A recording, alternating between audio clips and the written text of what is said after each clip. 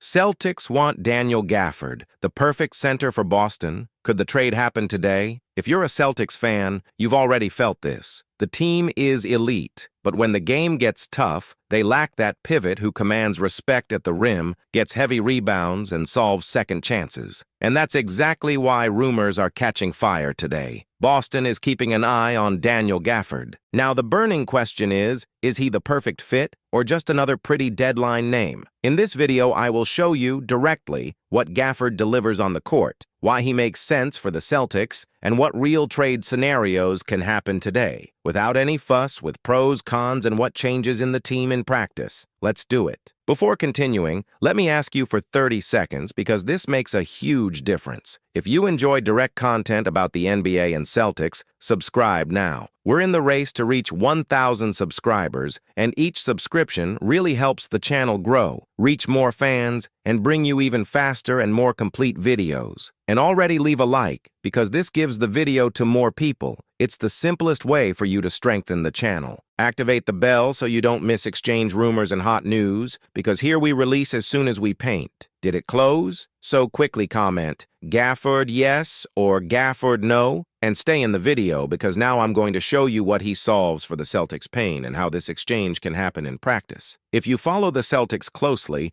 I'm sure you've experienced that contradictory feeling. At the same time that the team seems ready, with an identity, a tough squad, and a well-defined way of playing, there's always a flea behind the ear when it comes to the big game. Not because Boston doesn't have size or because it lacks talent, but because the season is long, the playoffs are a world apart, and when the game gets physical and every possession becomes a small battle, you start to look at the bench and think, okay, what if we need more presence at the rim for 18-20 minutes? That's where this rumor draws attention, because it touches exactly on this pain that fans feel without even needing to explain much. In recent days, it has begun to circulate that the Boston Celtics are among the teams that have shown interest in Dallas Mavericks center Daniel Gafford in the window leading up to the trade deadline. The information appears linked to comments by journalist Mark Stein and was also shared by websites that compiled what he has been publishing. From then on, that phrase that YouTube loves, Celtics want Daniel Gafford,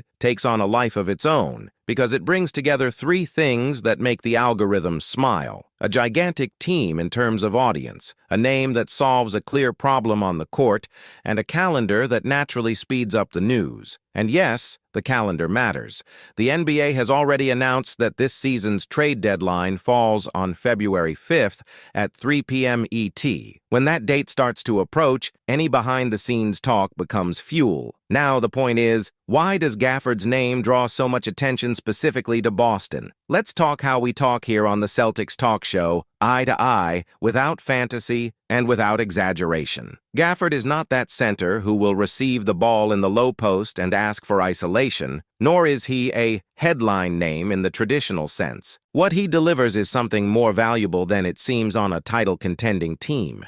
He simplifies the lives of those around him. He's the type of player who comes in and you already know what's going to happen. He runs the court, threatens the aerial bridge, finishes high, fights for rebounds, protects the rim, and takes up space. When you have stars who create an advantage on the perimeter and attract marking, a center who finishes efficiently without needing volume can be the difference between a lukewarm possession and a possession that ends with 2 easy points. And when I say efficiency, I'm talking about data that, even if you're not a fan of statistics, helps to materialize the profile. This season, Gafford has averaged around 7.9 points, 6.4 rebounds, and 4 blocks in around 20 minutes per game, numbers that match what many people are repeating out there. It's not the kind of line that makes someone stop scrolling by itself, but it's exactly the kind of production that makes sense when you think about the role he would have in Boston. Not to load, but to sustain intensity, protect the painted area,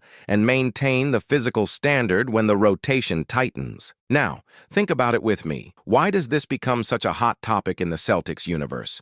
Because we know how the team wants to win. Boston is a team of quick decisions, reading, spacing, and taking advantage of what the defense delivers. When the offense is flowing, it seems like everyone finds good pitches. But in the moments when the game swallows the clock, when the referee leaves contact, when the opponent starts to attack the rim repeatedly to test the rotation, you want answers. And that's the word: response. You don't want a roster that only works in one type of game. You want a cast that can handle variations. That's why fans connect so quickly with this rumor, because it speaks with real concern. The season is not just about having the best quintet.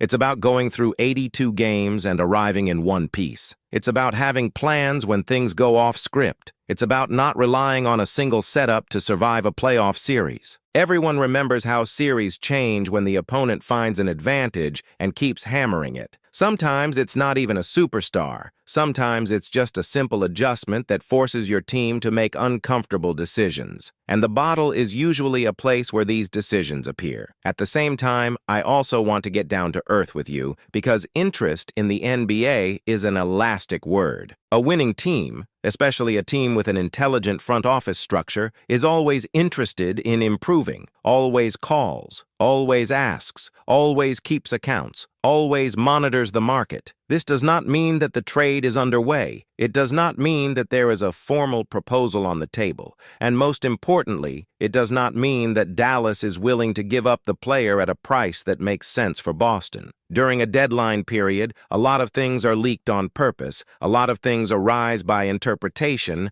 and a lot of things are planted to change the market value. So the right way to look at this is, if the Celtics are indeed evaluating Gafford, what does that say about the team's priorities? And what would it really solve within what Boston already does so well? I think the answer starts with the word function. The Celtics have players who, on different nights, perform big box roles, protecting the rim, rebounding, physical presence, coverage in pick and roll, vertical defense. But having someone who does this as a specialty, with consistency and energy in short minutes, is a luxury that becomes a necessity when the level rises. And Gafford, due to his history and style, fits this profile very well. He is a pivot with a direct impact on the rim, one of those that the opponent sees in front of him and needs to recalculate the layup, needs to think about whether he is really going to attack or whether he is going to look for an alternative. And look how interesting. When you bring in a player like that, you're not just adding a pivot. You're messing with how others can play. You allow a few minutes to be more aggressive in marking because there is a stronger last line. You allow the wings to tighten the perimeter more, the guards to compete better in front of the block, because the risk of taking a free layup decreases. You increase the possibility of controlling defensive rebounds, which in turn increases transition and rhythm. It's a chain. Sometimes the fan looks and thinks he doesn't score much, but the exchange, if it happens, is not about his number of points. It's about what it unlocks in the collective. But here comes the side that we need to talk about honestly, because this is where the video becomes really useful for those who watch it: the price. The Celtics are not going to get rid of anything for a player who has value, and Dallas isn't going to give up a center with important traits, especially if they believe he can be useful in the rotation over a long campaign. So every time you see this rumor, you need to ask the question that separates entertainment from analysis. What would Boston have to send, and does it make sense? And then several layers come into play: salary fit, rotation pieces, draft picks, and, mainly, how much the Celtics value maintaining depth versus exchanging depth for stronger specialization at the rim. I'm not going to sell you an easy change costume, because that only frustrates the fan. What you can do here, with maturity, is understand why the name circulates and why it is plausible as a target. It's plausible because the Celtics, historically, always look for that reinforcement that doesn't change the team's identity, but reinforces a specific point. You won't see Boston running after someone who needs 15 shots to get into the game. You will see Boston looking at players who fit into how the team plays, who accept the role, who expand the range of adjustments. And in that sense, Gafford talks about the need to have more rim protection, more physical presence, and more vertical pressure. And now let me bring you to the emotional side of this, which is where fans really recognize themselves. Because deep down, we know how it works. In January, February,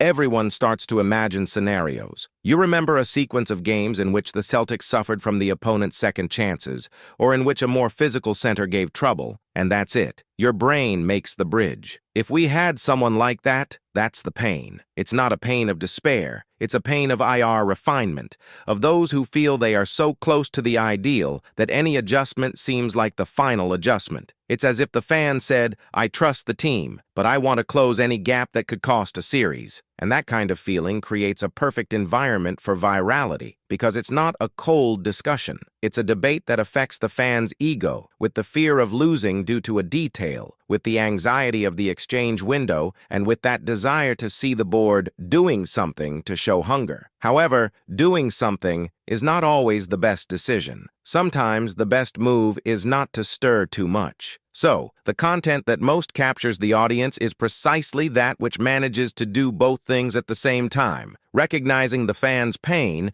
and at the same time bringing clarity about what is possible and what is just noise. And that's exactly what I want to do here on the Celtics Talk Show when we talk about this rumor. If the Celtics are really monitoring Gafford, we need to carefully analyze what he would be like within the rotation and how that would match the team's style. Because there is a common pitfall, thinking that every rim protector pivot is automatically a perfect fit. It is not. You need to look at how the Celtics defend pick and roll, how they exchange markings, how they close the box, how they protect the corner, how they return in transition.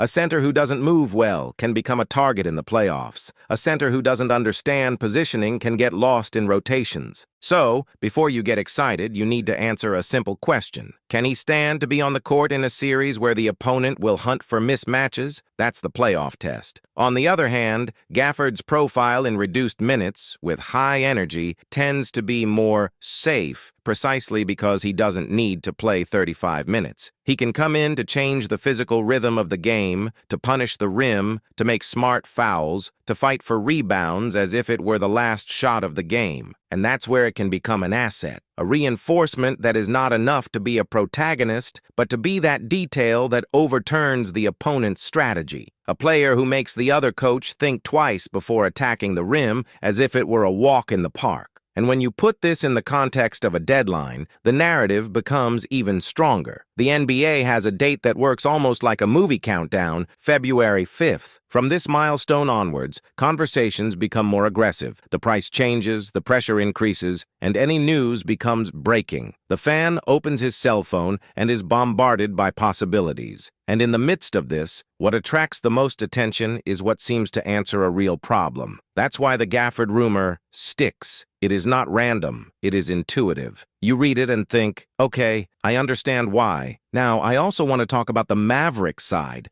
because we often talk about the player as if he were on an available shelf, waiting for Boston to pass by and take him.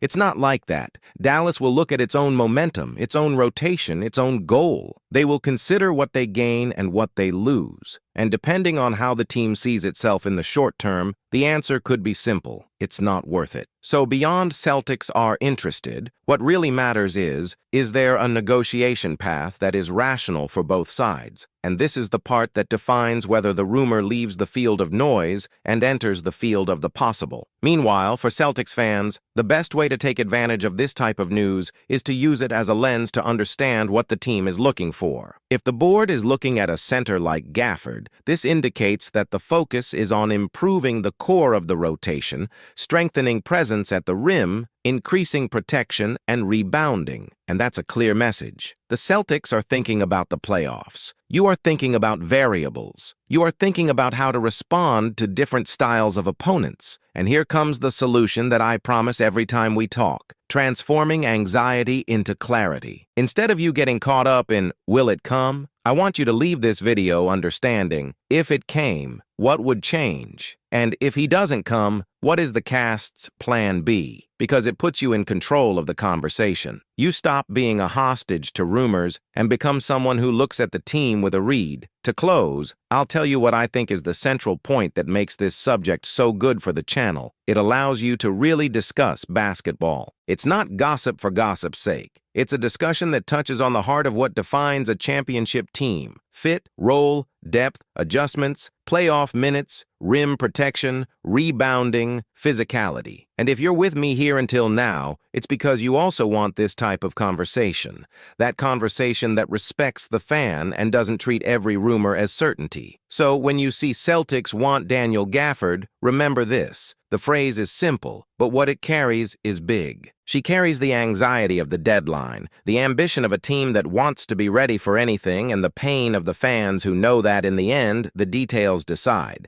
And that's exactly why this subject is successful, because it's not just about a pivot. It's about the idea of completing a team that is already strong, but wants to become even more difficult to beat. And now I really want to listen to you, because this part also makes the channel grow meaningfully. If you were in charge, would you put energy into this exchange? Do you think the Celtics really need another center with a defensive impact? Or do you trust that what's already on the roster is enough to get through a tough series? I read everything, because it is from these different opinions that the best debate is born. And if more news emerges before the February 5th deadline, you can be sure of one thing. We will sit here and break it down calmly, without fuss, the way Celtics fans deserve. And that's what makes this story so dangerous, in the best way. Because it's not just another rumor. It's a name that touches exactly on the point that can separate a very good team from a relentless playoff team. If the Celtics really have their eyes on Daniel Gafford, the message is clear. Boston doesn't just want to get there. It wants to get there without a gap, without a weak point, without room for surprise. And when a contender starts to tighten those screws, the rest of the league feels it. Now I want to hear from you. Does Gafford in Boston make sense or not? Would you make this switch? And by whom? Write down here, because I will read the comments and bring the best scenarios in the next video. And pay attention. If you like this type of content,